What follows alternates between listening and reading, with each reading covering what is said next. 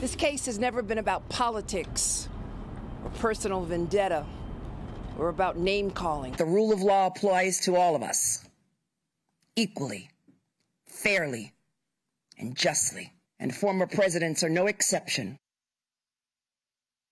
No exception. Yeah, definitely not about politics. New York Attorney General Letitia James bragging today about the multi-million-dollar penalty imposed on former President Donald Trump. Tweeting just the number. Her anti-Trump Twitter followers, of course, celebrating it, predictably clapping seals. A move that seems more like a campaign post than that of a dispassionate, just DA who just wants to get to the bottom of it. Shark Tank co-host Kevin O'Leary joins me now. Kevin, does tweeting something like that make her look like, you know, a dispassionate lawman?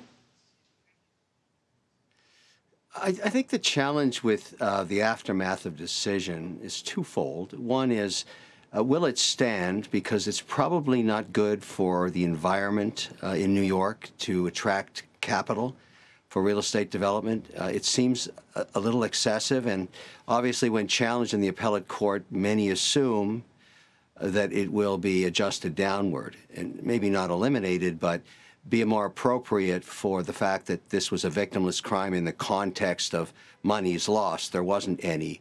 And so also this law was used for the first time in 75 years to get this outcome. And so I think that would be examined as well by the appellate court in New York.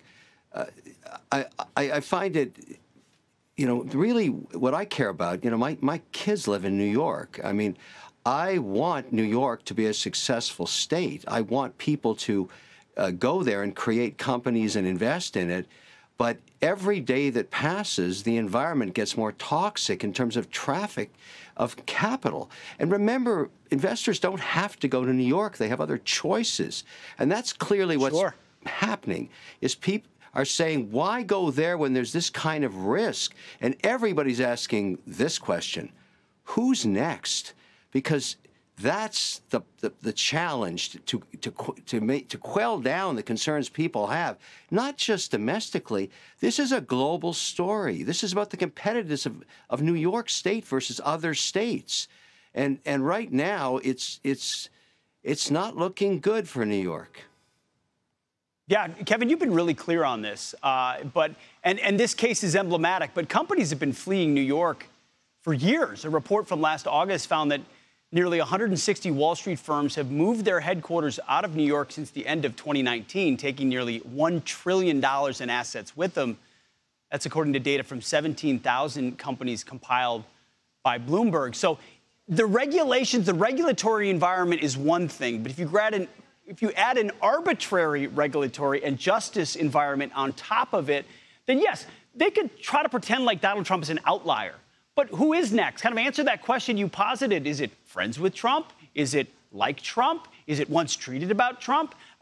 Where does it stop? Well, I look at it as an investor. Remember, my job is to deploy capital every single day. I happen to be a developer of very high-end data centers for AI. So New York is a great destination for power because they got Niagara Falls. So sub 4 cents a kilowatt hour is what you need. You also need land to be able to buy that. You need to be in partnership with the government, and you need permits. But so does North Dakota have those attributes, or Oklahoma, or West Virginia, or Montana, or Tennessee. They're all the same. They're all competing. These centers cost $4.2 billion.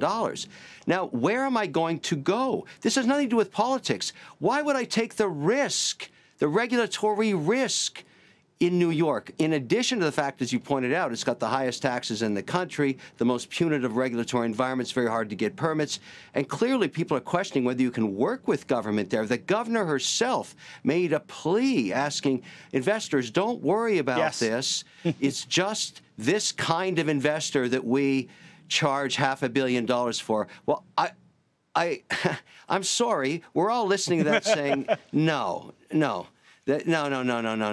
You have to figure this out for yourself as a state, because the money is quietly going to the other states. That's where my $4.2 billion is Kevin, going. you're right. You say it's going somewhere else.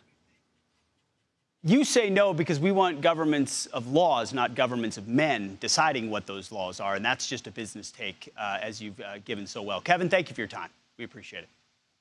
Hey, Sean Hannity here. Hey, click here to subscribe to Fox News YouTube page and catch our hottest interviews and most compelling analysis. You will not get it anywhere else.